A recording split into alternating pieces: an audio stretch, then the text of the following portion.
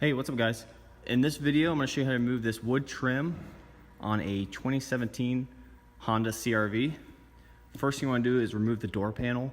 I have a video on how to do that, and I will post a link in the description below on how to do that. So you're going to flip the door panel over to the back side, and you're going to remove these 6 screws using a Phillips screwdriver.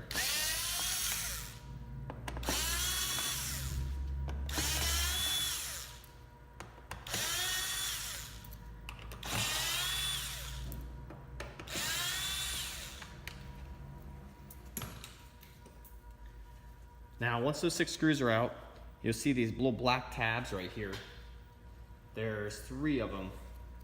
You're going to want to push, they overlap on the white part. You want to push the part that overlaps down and through the hole.